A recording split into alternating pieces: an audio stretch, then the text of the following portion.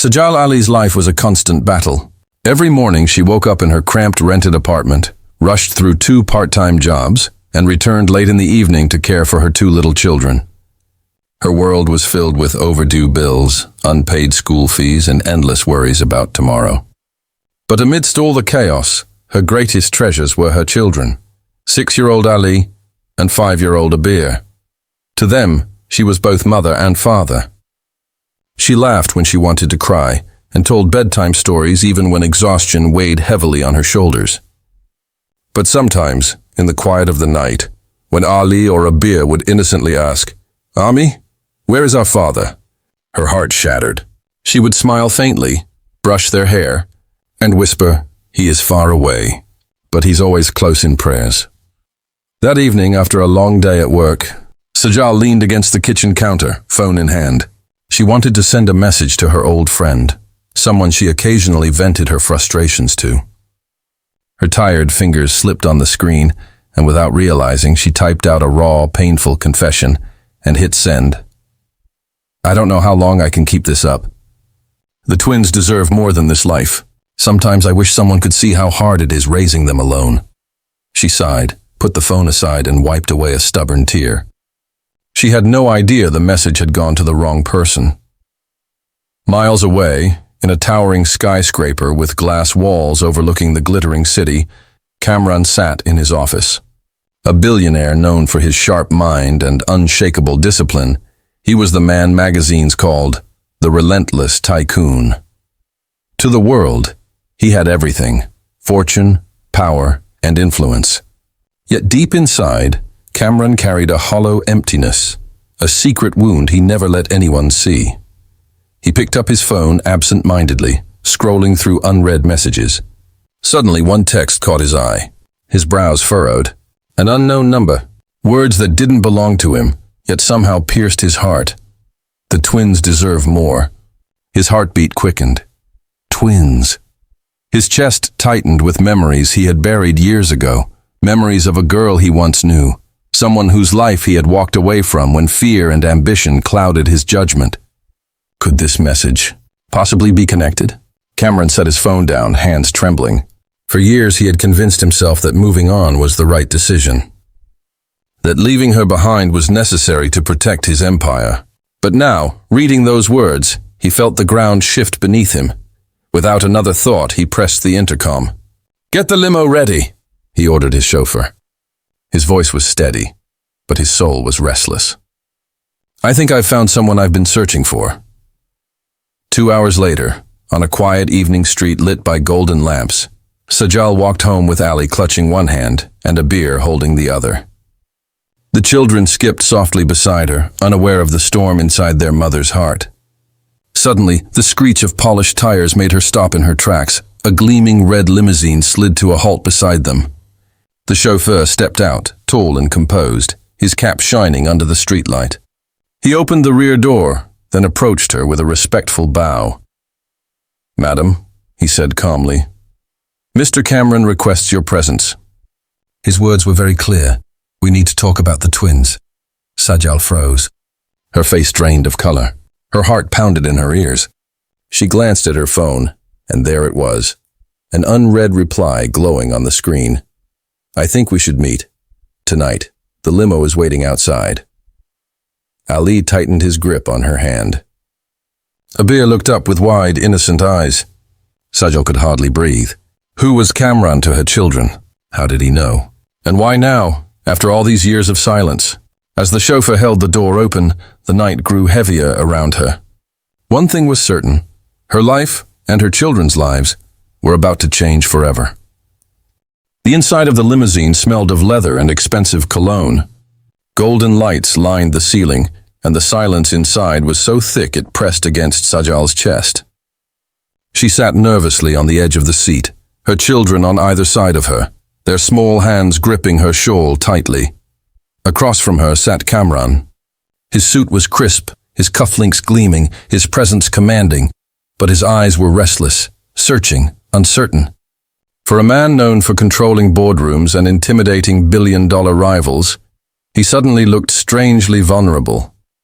Sajal avoided his gaze, staring instead at the floor, She didn't know why she was here, why this stranger claimed to know anything about her twins, or what game he was playing. Finally, she broke the silence. "Why did you bring me here?" Her voice was firm but carried a tremor. "Who are you to talk about my children?" Kamran leaned forward, his hands clasped. "My name is Kamran. Perhaps you don't remember, but—" He hesitated, his voice dropping. "Years ago, I knew someone who looks a lot like you." Sajal's head shot up, anger flashing in her eyes. "Don't you dare speak in riddles. If you know something, say it clearly. Otherwise, let us out right now." Ali tugged her sleeve. "Ami, I'm scared." Kamran's gaze softened as he looked at the boy, then at Abir, who hid her face against her mother's arm. His throat tightened. They had the same innocent eyes, the same dimple he used to see in the mirror when he was a boy. He took a deep breath. "I received a message tonight. A message you didn't mean to send me. You spoke of twins. And I need to know, Sajal, are they mine?" The world seemed to stop. Sajal's chest rose and fell as though she had been struck. Her lips parted, but no sound came out. "Yours?" she finally whispered, her voice sharp with disbelief. "How dare you? Where were you all these years when I cried alone, when I fought the world for them? Do you think you can appear now, in your limo, in your expensive suit, and claim them?" Kamran flinched. Her words pierced deeper than any corporate rival's attack ever had. He had prepared himself for anger, but not for the raw pain in her voice. "I made mistakes," he admitted, his tone low, almost broken. "I was young, foolish, consumed by ambition. I thought walking away was easier, but not a day passed that I didn't think about what I lost. Tonight, when I read that message, I knew fate was giving me one last chance to make things right."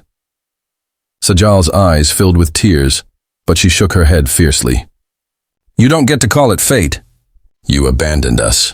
You don't know what hunger feels like, what it's like when your children cry for milk and you have nothing to give. You don't know the shame of knocking on doors, begging for work. You don't know anything about their lives." Her voice cracked, and Ali looked up at her, confused. "Ami, who is this man? Do you know him?" Silence filled the car. Kamran swallowed hard, his eyes never leaving the children. Maybe your father." The words hung in the air like a storm about to break. Ali blinked.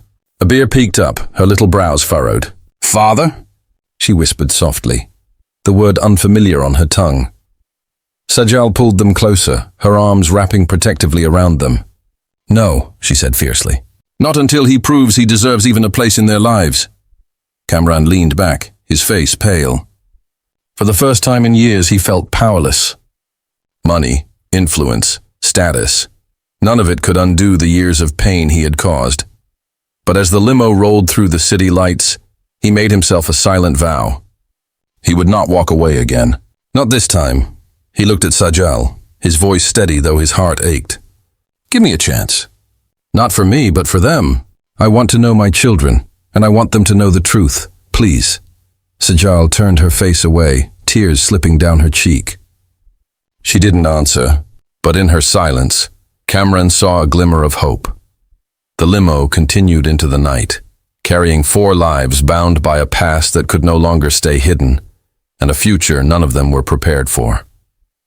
The next morning, Sajal woke up still replaying last night in her head. The limo, the confrontation, the man who dared to call himself the father of her children.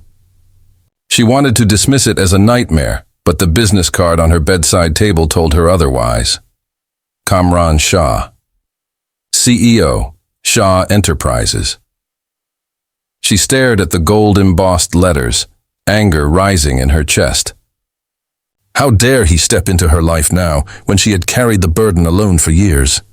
Yet a small, stubborn voice inside whispered, "At least he came back."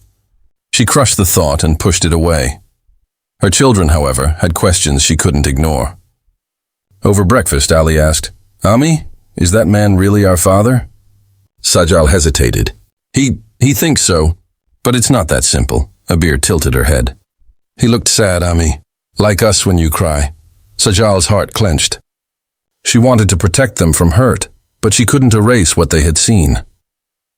Later that afternoon, as she left her small job at the tailoring shop, she found Kamran waiting outside in his car, not the limo this time, but a modest black sedan.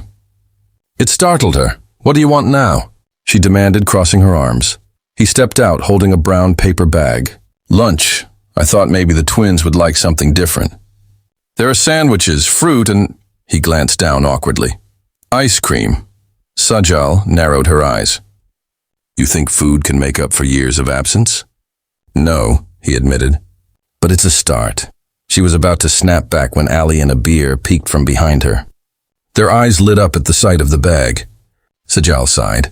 Against her will, she let him in. Inside their tiny apartment, Kamran looked out of place among the mismatched furniture and peeling paint. Yet he didn't complain. Instead, he sat cross-legged on the worn rug, letting Ali show him his toy cars and Abir braid his sleeve as if it were doll hair. For the first time, Sajal saw a side of him that wasn't polished and intimidating. He laughed when Ali raced his car across Kamran's expensive shoes. He listened with patience as Abir told a long, tangled story about her school. He wasn't playing the part of a rich man. He was simply trying to be a father. Sajal stood in the kitchen doorway, arms folded, but her expression softened. Still, she couldn't forget the nights she had cried alone, begging for help that never came. After the children went to bed, Kamran lingered. "I know you don't trust me." "You shouldn't, but let me prove myself. Not with money, not with gifts, just with presence. Let me pick them up from school. Help with homework. Attend their parent-teacher meetings. Give me a chance to do what I should have done years ago." Sajal's voice was quiet but firm. "You left when it mattered most. Why should I believe you won't leave again?" He looked at her, eyes heavy with regret. "Because this time I know what's at stake.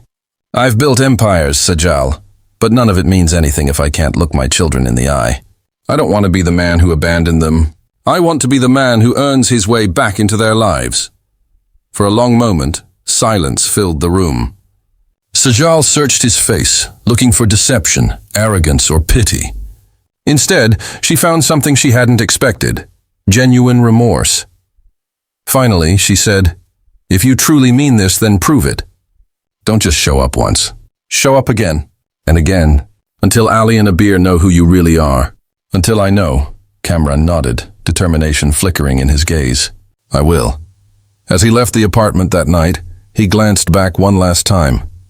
The sight of the small home, the children's shoes lined neatly by the door, and Sajal standing strong despite everything burned into his memory. He had wealth, power, and status.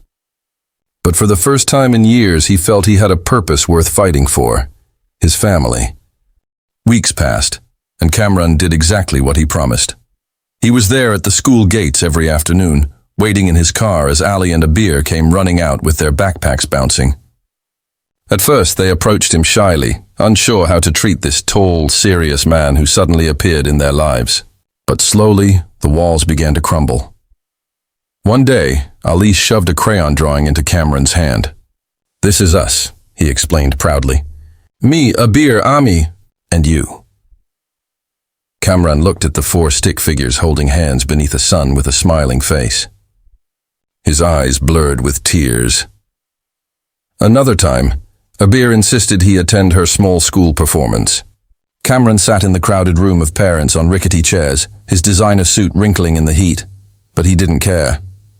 When Abir spotted him in the audience and waved, his chest swelled with something money could never buy: belonging. Sajal watched it all with cautious eyes. She never interfered, but she never lowered her guard either. She still remembered the nights she had gone without food so her children could eat, the humiliations she endured, the loneliness that nearly crushed her. She could forgive, but forgetting was harder. One evening, Kamran knocked on her door. He wasn't in a suit this time, just a simple shirt and jeans. He carried nothing, no gifts, no grand gestures. "Only sincerity, may I come in?" he asked. Sajal hesitated before stepping aside. The children were already asleep. The apartment was quiet except for the ticking clock on the wall. "I need to tell you something," Kamran began, his voice low. "I thought wealth was everything. I chased it, sacrificed for it, and in the process, I lost the most precious thing a man could have: a family. For years, I tried to convince myself it was the right decision. But seeing them, Ali and Abir, I realized now I was wrong. No empire is worth the emptiness I carried." Sajal's arms crossed over her chest. but her eyes softened despite herself. Words are easy, Kamran. Do you really believe you can undo the pain? No, he admitted. I can't erase the past, but I can build a future. If you'll let me. He paused, then added, not as a billionaire, not as some savior, just as a father, and if you'll allow it, as a partner who stands by you, not above you. The sincerity in his voice startled her. For the first time, she saw not Kamran the tycoon, but Kamran the man, flawed, regretful, yearning for redemption. Tears stung her eyes. She turned away, but her voice broke. Do you know what it was like? Holding them when they cried for a father I couldn't give them? Watching them envy other children who had someone to call Abu? I carried that weight alone. I can't just hand it over to you now as if nothing happened. Kamran stepped closer, his voice barely above a whisper. Then don't hand it over. Let me carry it with you. Sajal's breath caught. For the first time, she allowed herself to imagine what life might look like with someone by her side. Not a stranger who left her, but a man who had returned determined to fight for them. The silence stretched. Then she whispered, if you want to be part of their lives, prove it every single day. Not with your money, not with your cars. With your presence, Kamran nodded, his heart pounding. I promise. Months later, the proof was undeniable. Kamran was no longer just the man in the limo. He was the man at Ali's soccer game, the one helping a beer with her drawings, the one sharing chai with Sajal on the balcony after the children had fallen asleep. The transformation was slow, imperfect, but real. The twins no longer asked where their father was. They knew. And for Sajal, though scars remained, she began to see Kamran not as the man who abandoned her, but as the man who came back and refused to leave again. One crisp evening, as the sun dipped behind the city skyline, Kamran held Sajal's hand in the small park where the twins played. His voice was quiet but certain. This right here is the empire I was always meant to build. Sajal didn't reply with words. She simply leaned her head against his shoulder, watching their children laugh, finally at peace. For the first time in years, she felt she wasn't alone. And for Kamran, the billionaire who once thought money was everything, he finally understood. His true fortune was sitting right there on that park bench, holding his hand. The end.